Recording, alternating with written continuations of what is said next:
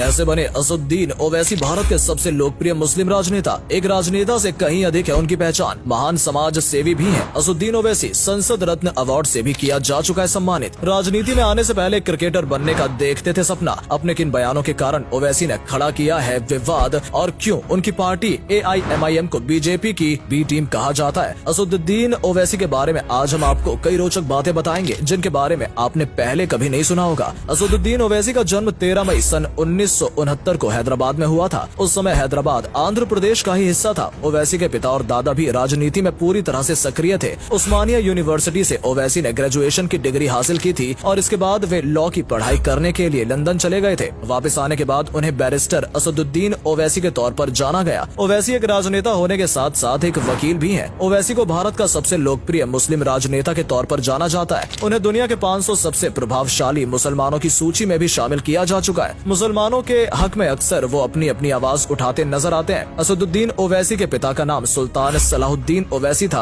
और माता का नाम नजमुन्निसा ओवैसी था। उनके पिता लंबे समय तक ऑल इंडिया मजलिस ए इत्तेहादुल मुस्लिमीन यानी AIMIM के अध्यक्ष रहे थे और 20 सालों तक हैदराबाद से सांसद भी रहे थे। वर्तमान समय में असदुद्दीन ओवैसी के पास AIMIM की कमान है।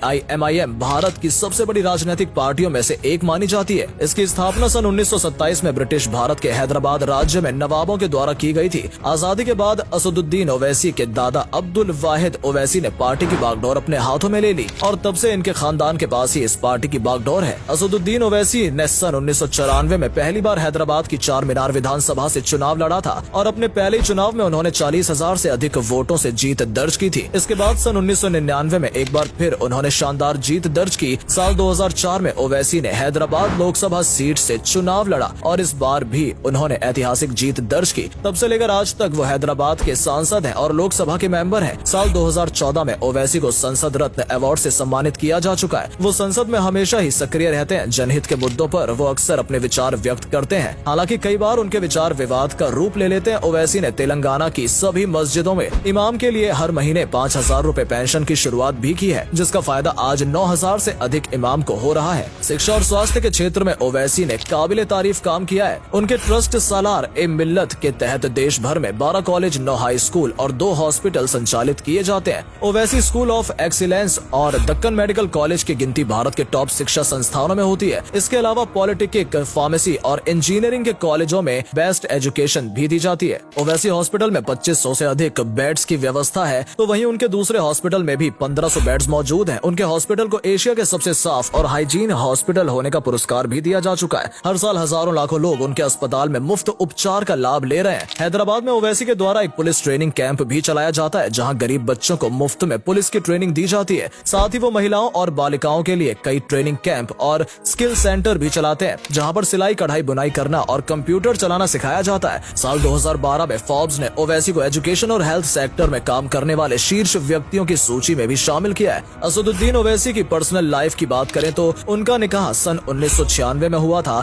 और उनकी पत्नी का नाम फरहीन ओवैसी है। ओवैसी और उनकी पत्नी के कुल 6 बच्चे हैं, जिनमें एक बेटा और 5 बेटियां हैं। उनके बेटे का नाम सुल्तानुद्दीन ओवैसी है और बेटियों का नाम खुदसिया ओवैसी, यास्मीन ओवैसी, अमीना ओवैसी, महन ओवैसी और आतिका ओवैसी है। असदुद्दीन ओवैसी को उनके चाहने वाले नकबी ए मिल्लत और असद भाई कहकर बुलाते हैं। फिलहाल तेलंगाना में वो विधायक हैं। कई बार ये भी अपने बयानों के कारण विवादों के घेरे में आ चुके हैं। वहीं असदुद्दीन के सबसे छोटे भाई का नाम बुरहानुद्दीन है और वो हैदराबाद में एतमादाद नाम के अखबार के संपादक हैं। इस अखबार की शुरुआत साल 2002 में की गई थी और आज ये हैदराबाद का सबसे लोकप्रिय अखबार बन गया है। ओवैसी की पार्टी AIMIM लगातार भारतीय राजनीति में अपनी जड़ें मजबूत कर रही है। वर्तमान समय में इस पार्टी के 2 राजनेता भी भारतीय संसद के भी सदस्य हैं। सन 1984 से लेकर आज तक AIMIM ही हैदराबाद की सीट से चुनाव जीतती आई है। साल 2014 में तेलंगाना के विधानसभा चुनावों ने पार्टी के 7 विधानसभा सीटें जीती थी,